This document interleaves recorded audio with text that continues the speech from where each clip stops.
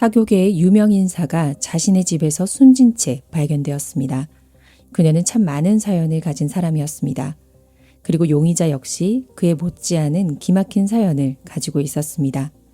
미제의 미스터리 수첩 지금 시작합니다. 2014년 2월 26일 저녁, 아스펜 경찰서에 다급한 신고 전화가 걸려왔습니다. 전화를 건 여성은 극심한 패닉에 빠진 채 옷장 안을 들여다봐야만 했다며 비명 섞인 목소리로 소리쳤습니다. 전화를 받은 경찰관은 그녀를 돕기 위해 일단 심호흡을 하고 정확히 무슨 일이 벌어졌는지 설명해달라고 차분하게 진정시켰습니다. 하지만 여성은 계속해서 옷장을 확인해야 한다는 말만 공포에 질려 반복했습니다. 전화기 너머로 극도의 두려움에 떨고 있던 이 여성의 이름은 바로 캐시 카펜터입니다.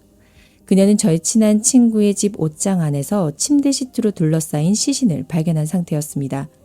캐시는 자신의 친구가 끔찍한 사건에 휘말린 것이 틀림없다고 굳게 확신했습니다. 신고 접수 몇 분 뒤 2명의 경찰관이 사건 현장에 도착했습니다. 그곳은 버터밀크 마운틴 북쪽 비탈에 자리 잡은 목조 주택이었습니다. 집주인의 이름은 낸시 피스터, 당시 58세였습니다. 안방으로 들어선 경찰은 방 안이 꽤 어질러져 있는 것을 확인했습니다. 이불은 한쪽으로 흘러내려 있었고 침대 헤드보드에는 소량의 핏자국이 남아 있었습니다. 누군가 그 자국을 문질러 닦아내려 한 흔적도 보였습니다. 시신은 굳게 잠겨있던 옷장 안에서 발견되었습니다. 머리에는 둔기에 맞은 상처가 여러 군데 있었고 비닐봉지가 씌워져 있었습니다. 몸에는 그 어떤 방어 흔적도 남아있지 않았습니다. 피해자가 전혀 무방비 상태에서 일방적으로 공격받았다는 뜻입니다. 하지만 이상하게도 현장에는 피가 그리 많지 않았습니다. 피해자가 입은 심각한 상처를 생각하면 납득하기 어려운 상황이었습니다. 만약 침실이 최초 사건 현장이 아니라면 침대 헤드보드에 남은 혈흔이 설명되지 않았습니다. 경찰이 침대 매트리스를 뒤집어 보고 나서야 이 모든 게 범인의 치밀한 속임수였다는 사실이 드러났습니다. 매트리스 뒷면은 온통 붉은 피로 물들어 있었습니다. 범인은 피해자의 가족들이 그녀가 평소처럼 여행을 떠났다고 착각하게 만들려 했던 겁니다. 여행은 낸시의 가장 큰 취미였으니까요. 사건 현장 어디에서도 옷장 열쇠나 범행 도구는 발견되지 않았습니다. 법의학자는 피해자의 사인을 과다출혈로 확정지었습니다. 사망 시각은 2월 25일, 즉 시신이 발견되기 하루 전쯤으로 추정되었습니다. 낸시가 숨졌다는 소식은 순식간에 아스펜 전역으로 퍼져나갔습니다. 이 작은 도시는 큰 충격에 빠졌습니다. 이 지역에서 10년이 넘도록 이토록 끔찍한 사건이 발생하지 않았던 탓도 컸지만 무엇보다 그녀가 지역 최고의 유명 인사였기 때문입니다. 낸시 피스터는 1956년 7월 4일 아이더호주에서 태어나 콜로라도주에서 자랐습니다. 그녀의 아버지 아트 피스터는 아스펜의 광활한 토지를 소유한 억만장자였습니다. 그리고 버터밀크 마운틴 스키장의 공동 설립자이기도 했습니다. 어머니 베티 피스터 역시 전직 여성 비행기 조종사로 글라이더와 열기구를 조종할 줄 알았습니다. 심지어 개인 헬리콥터까지 소유하고 있었습니다. 그녀는 미국에서 헬리콥터 조종 면허를 취득한 52번째 여성이기도 했습니다. 피스터 가문은 그 지역은 물론 주 전체에서 명망이 대단했습니다. 피스터 부부에게는 3딸이 있었는데 그중 한 명이 바로 낸시였습니다. 그녀는 어머니를 닮아 밝고 쾌활한 성격에 명석한 두뇌를 가졌습니다. 모델 같은 몸매와 뚜렷한 이목구비까지 갖춘 그녀를 아는 모든 사람들은 그녀가 참으로 눈부신 사람이라고 입을 모았습니다. 그녀는 뉴욕 브루클린에 있는 프렛 인스티튜트 대학을 다녔습니다. 대학 시절 남자친구였던 코펜더의 회상에 따르면 하루는 두 사람이 스케이트장에 놀러 간 적이 있었습니다. 낸시가 스케이트 끈을 채 다 묶기도 전에 어느 중년 남성과 즐겁게 대화를 나누고 있더라는 겁니다. 당시 코펜더는 자신이 꽤나 무안하고 당혹스러웠다고 회상했습니다. 그만큼 낸시는 타고난 사교계의 별이었습니다. 20대부터 아버지의 가업을 돕기 시작한 그녀는 그 과정에서 수많은 유명인과 인맥을 쌓았습니다. 잭 니콜슨, 쉐어, 존 F 케네디 등 네로라는 인물들이 낸시의 지인이었습니다. 배우 마이클 더글라스와 잠시 약혼했던 적도 있었습니다. 낸시에게는 딸 하나, 아들 하나, 2자녀가 있었지만 한 번도 정식으로 결혼한 적은 없었습니다. 그녀의 28살 된 딸 줄리는 엄마처럼 반짝반짝 빛나는 사람을 평생 본 적이 없다고 말했습니다. 엄마가 정식으로 직장에 나간 적은 없지만 돈이 부족했던 적도 없었습니다. 줄리가 어릴 때부터 낸시는 수많은 파티와 불꽃놀이를 열어주었고 전 세계를 누비며 함께 여행을 다녔습니다. 줄리는 자신이 세상에서 가장 운이 좋은 사람이라고 생각했습니다. 아버지가 2008년에 세상을 떠난 뒤 낸시는 치매를 앓게 된 어머니를 정성껏 돌보았습니다. 어머니는 2011년에 눈을 감았습니다. 그리고 불과 3년 뒤 낸시는 자신의 집에서 참혹하게 목숨을 잃고 말았습니다. 사건 발생 직후 경찰은 최초 신고자인 캐시를 상대로 시신을 발견하게 된 상세한 과정을 물었습니다. 캐시는 자신이 낸시의 개인 비서라고 설명했습니다. 평소 낸시의 생활을 방해하지 않기 위해 주로 이메일로 연락을 주고받았다고 합니다. 그런데 이틀째 아무런 답장이 없자 걱정이 되어 직접 집에 가보기로 마음먹은 겁니다. 그날 퇴근 후 오후 5시쯤 차를 몰고 낸시의 거처로 향한 캐시. 집에 도착해 진입로에 차를 세우고 앞문을 통해 집 안으로 들어섰습니다. 현관문을 열자마자 소독약 냄새와 정체를 알 수 없는 이상한 악취가 풍겨왔습니다. 처음에는 낸시의 반려견인 레브라토 리트리버가 뭔가를 잘못 먹고 토한 냄새일 거라고 대수롭지 않게 생각했습니다. 하지만 반려견의 밥그릇과 물그릇이 텅 비어있는 것을 보고 이상함을 감지했습니다. 평소라면 절대 있을 수 없는 일이었습니다. 뭔가 단단히 잘못되었다는 생각에 집안 구석구석을 찾아봤지만 낸시의 모습은 보이지 않았습니다. 마지막으로 안방에 들어선 캐시. 침대는 심하게 어질러져 있었고 침대 헤드보드에 작은 핏자국이 묻어 있었습니다. 그것 말고도 평소 낸시가 챙겨 먹던 약이 사라져 있었습니다. 약을 보관하던 작은 가방은 그대로 침대 머리맡에 놓여 있었습니다. 게다가 옷장문이 굳게 잠겨 있는 것을 발견했습니다. 평소에는 항상 열려있던 옷장이었기에 이것은 분명 이상한 일이었습니다. 그 순간 캐시는 낸시가 자신에게 건네주었던 마스터키가 집에 있다는 사실을 떠올렸습니다. 그녀는 곧바로 집으로 돌아가 오후 5시 37분쯤 마스터키를 챙겼습니다. 그리고 오후 6시 2분 다시 낸시의 집으로 돌아와 마스터키로 옷장문을 열었습니다. 그 순간 캐시는 너무 놀라 넋을 잃고 말았습니다. 비명을 지르며 계단에 뛰어내려왔고 반려견을 끌고 황급히 집 밖으로 도망쳐 나와 경찰에 신고 전화를 걸었습니다. 경찰은 캐시에게 사건 발생 전 뭔가 특별한 일은 없었는지 물었습니다.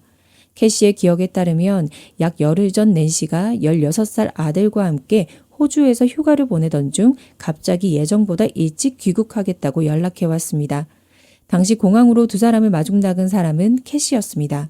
그런데 이상하게도 낸시는 집에 도착하자마자 전화를 걸어 아들을 전 남편의 집으로 보내 주말을 지내게 했습니다. 왜 아들이 자신의 집에 머물 수 없는지 그 누구에게도 설명하지 않은 채 말입니다. 캐시는 또 다른 중요한 사실 하나를 털어놓았습니다. 바로 지난주 수요일 낸시의 세입자였던 스타일러 부부가 최근 집을 비우기로 했으며 이미 바술토에 있는 모텔에 방을 구했다고 자신에게 말했다는 겁니다. 하지만 자신들의 짐과 스파시설 장비를 옮기기 위해 앞으로 몇 번은 낸시의 집에 더 들러야 한다는 말도 남겼습니다. 2월 27일 경찰은 모텔에서 트레이와 낸시 스타일러 부부를 찾아내 신문을 진행했습니다. 조사 과정에서 남편 트레이는 그동안 있었던 일의 자초지종을 경찰에게 전부 털어놓았습니다. 부모님이 연이어 세상을 떠난 뒤 집주인 낸시 피스터의 재정 상태에 큰 문제가 생기기 시작했다는 겁니다. 가족 기업은 여전히 정상적으로 돌아가고 있었지만 낸시의 개인 수입은 신탁기금에서 매달 정액으로 지급되는 $7,200가 전부였습니다.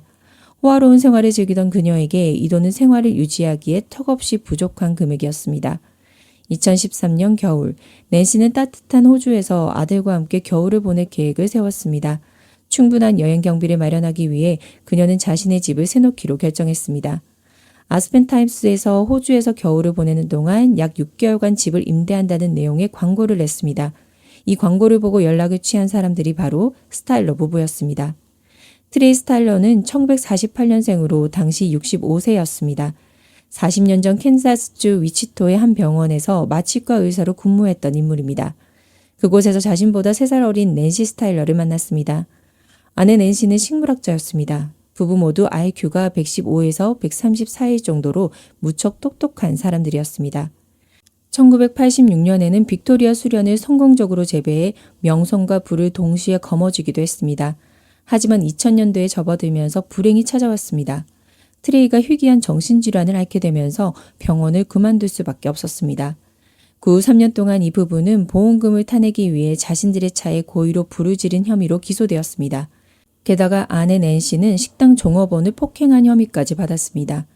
연인 악재로 인해 이미 궁지에 몰려있던 부부는 모아둔 돈은 물론 희망마저 거의 바닥난 상태였습니다.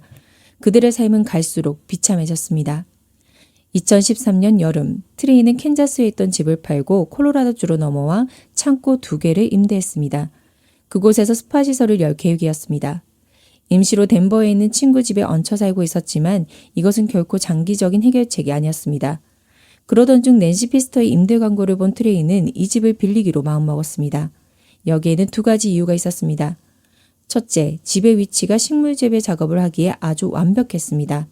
둘째, 집주인 낸시가 지역사회의 유명인사이니 어쩌면 자신들의 스파 사업에 투자해 줄지도 모른다는 기대감 때문이었습니다.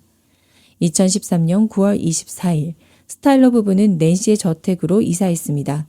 부부의 첫인상에 비친 낸시는 늘 진주가 박힌 고급 목욕 가운을 걸치고 비싼 샴페인을 홀짝이는 그야말로 상류층 엘리트의 표본이었습니다. 트레이는 낸시에게 자신들의 과거 연구 성과를 소개하며 스파 사업을 열고 싶다는 포부를 밝혔습니다. 낸시 역시 큰 관심을 보였고 세 사람의 사이는 아주 원만하게 흘러갔습니다. 임대료는 한 달에 $4,000, 3달치를 한 번에 내기로 합의했습니다. 트레이는 흔쾌히 동의하며 그 자리에서 $6,000를 선뜻 지불했습니다. 하지만 임대료를 지불한 직후부터 집주인 낸시의 태도가 돌변하기 시작했습니다. 부부에게 점점 까다롭게 굴었고 심지어 비서인 캐시가 자리를 비울 때면 부부에게 이것저것 잔심부름을 시켰습니다. 그녀는 명백히 세입자인 부부를 또 다른 비서 취급을 하고 있었던 겁니다. 부부 입장에서는 모욕적이고 받아들이기 힘들었지만 이미 목돈을 낸 상태라 꾹 참고 계속 머무는 수밖에 없었습니다. 그 과정에서 부부는 캐시와도 안면을 탔습니다. 덴버라는 같은 지역 출신이라는 공통점 덕분에 아내 낸시 스타일러와 캐시는 금세 절친한 친구가 되었습니다. 11월 초, 낸시 피스터는 겨울을 나기 위해 호주로 출국했습니다. 이듬해 5월에 돌아올 계획이었습니다. 떠나기 전 그녀는 비서 캐시에게 남은 임대료 수금을 맡겼습니다. 낸시가 집을 비우자 스타일러 부부는 비로소 젊은 시절로 돌아간 듯 한결 여유로운 생활을 누렸습니다. 그동안 아내 낸시는 캐시를 도와 집주인의 반려견을 정성껏 돌보기도 했습니다. 그리고 12월 캐시에게 추가 임대료 $6,000를 마저 지불했습니다. 캐시는 이 돈을 금고에 보관한 뒤 낸시에게 돈을 잘 받았다는 이메일을 보냈습니다. 그럼에도 불구하고 호주에 있던 낸시는 자신의 소셜미디어 계정에 스타일러 부부가 공과금을 내지 않는다며 그들을 공개적으로 비난했습니다. 급기야 2월 초 일정을 한참 앞당겨 불쑥 아스펜으로 돌아왔습니다. 그녀는 다짜고짜 트레이에게 밀린 공과금과 주택 수리비 명목으로 무려 $14,000에 달하는 돈을 요구했습니다. 그러더니 당장 부부를 집에서 매몰차게 내쫓아버렸습니다. 심지어 돈을 전액 지불하기 전까지는 절대 집 근처에 접근하지 못하게 하겠다며 접근 금지 명령을 신청하겠다고 협박까지 서슴지 않았습니다. 이것은 부부에게 사형 선고나 다름없었습니다. 트레이는 스파 운영에 쓸 값비싼 장비들을 집에 고스란히 둔 채 쫓겨나야만 했습니다. 스파 사업은 아직 준비 단계였고 예전 집을 팔아 마련한 자금은 하루가 다르게 말라가고 있었습니다. 벼랑 끝에 몰린 부부는 어쩔 수 없이 허름하고 싼 자동차 모텔에 방을 구해야만 했습니다. 트레이는 경찰 조사에서 낸시 피스터 때문에 자신들의 삶이 완전히 엉망진창이 되어버렸다고 시인했습니다. 하지만 사건과는 절대 무관하다며 강하게 결백을 주장했습니다. 사실 겉으로 보기에 그는 무척 수척하고 쇠약한 노인이었습니다. 경찰 역시 그가 단독으로 끔찍한 범행을 저지르고 무거운 시신을 옷장까지 옮겨 넣은 뒤 그 매트리스를 뒤집었을 것이라고는 믿기 어려웠습니다. 다만 아내 낸시가 적극적으로 도왔다면 충분히 가능한 일이었습니다. 반면 아내 낸시는 모텔 앞에 경찰차가 가득 들이닥칠 때까지 대체 무슨 일이 벌어졌는지 전혀 몰랐다고 진술했습니다.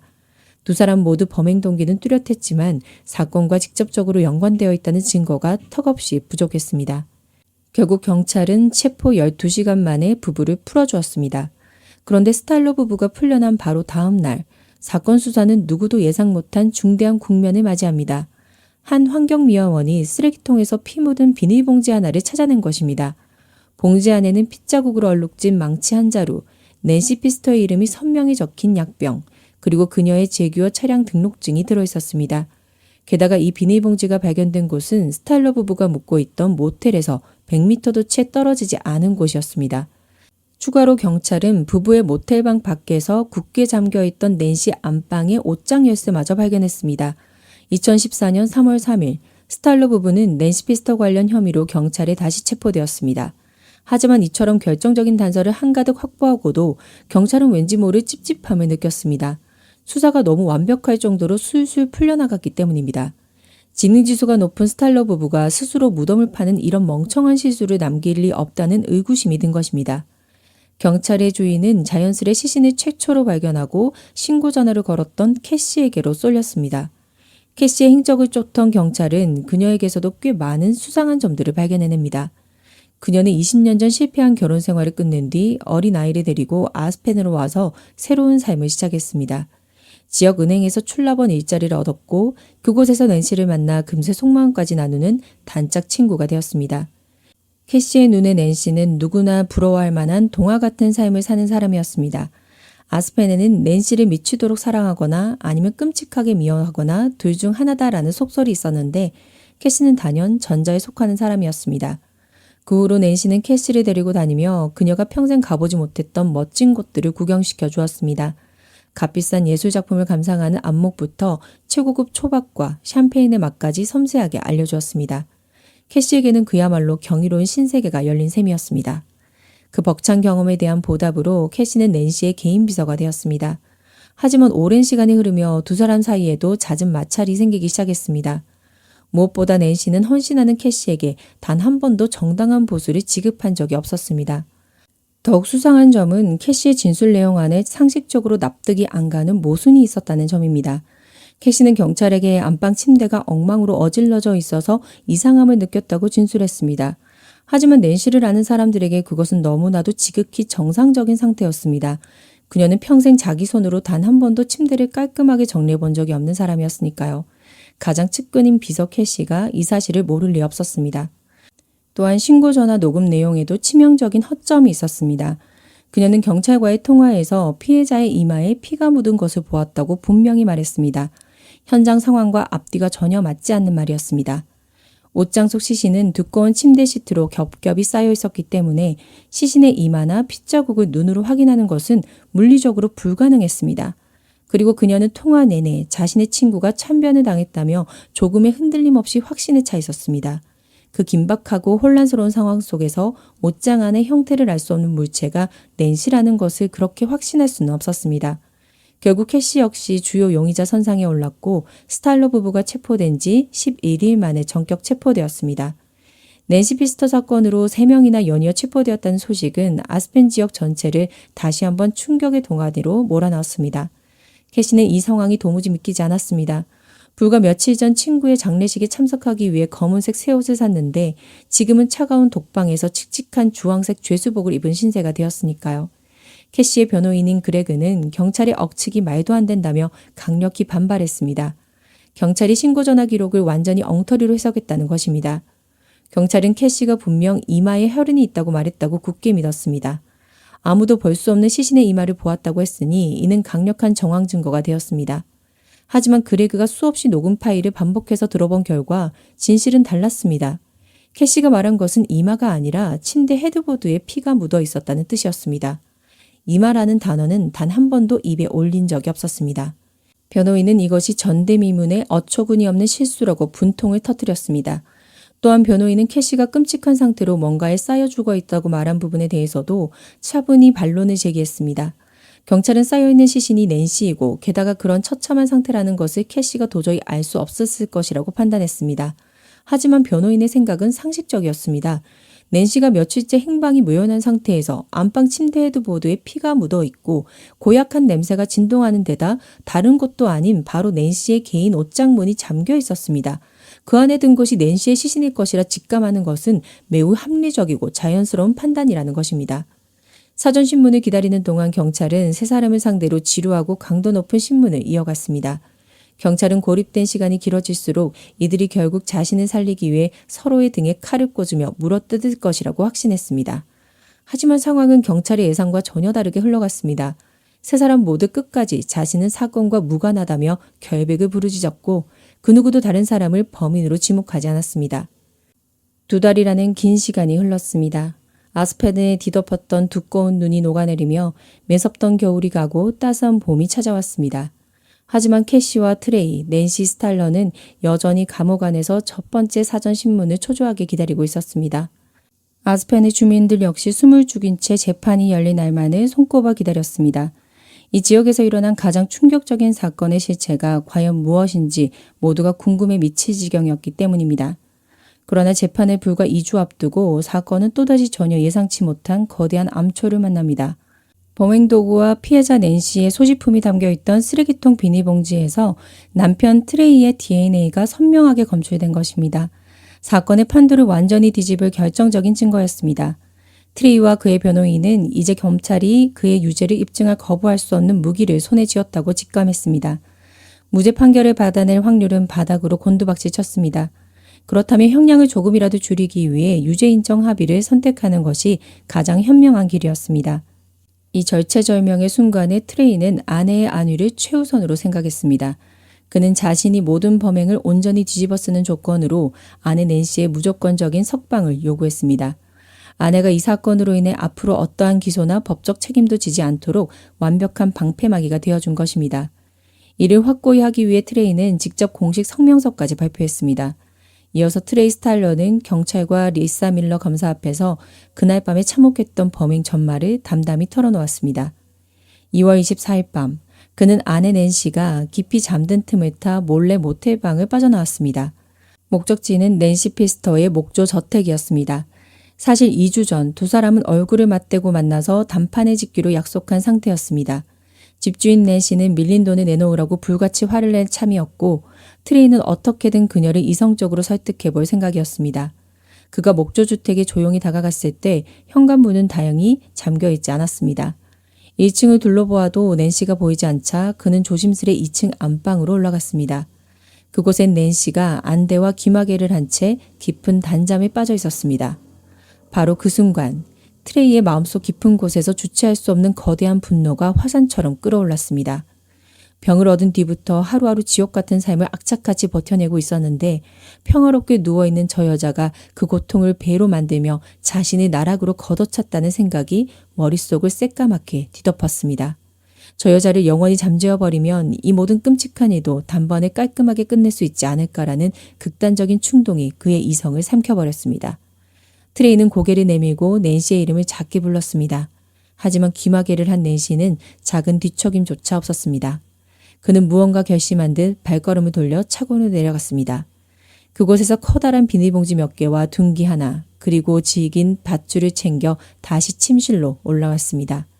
그리고는 둔기를 이용해 무방비 상태였던 낸시의 숨을 거두게 만들었습니다. 피가 방 안 사방으로 튀는 것을 막기 위해 트레이는 낸시의 머리에 비닐봉지를 깊숙이 씌웠습니다. 그럼 다음 침대 시트와 두꺼운 담요를 둘러 시신을 단단히 쌌습니다. 축 늘어진 무거운 시신을 침대에서 바닥으로 질질 끌어내린 뒤 준비해온 시트로 꽁꽁 묶었습니다. 그리고는 바닥을 끌며 땀을 뻘뻘 흘린 채 힘겹게 옷장 쪽으로 시신을 옮겼습니다. 마침 옷장 문에는 열쇠가 꽂혀 있었습니다. 트레이는 낸시의 시신을 좁은 옷장 안에 억지로 구겨 넣고 문을 굳게 잠근 뒤 열쇠를 빼냈습니다.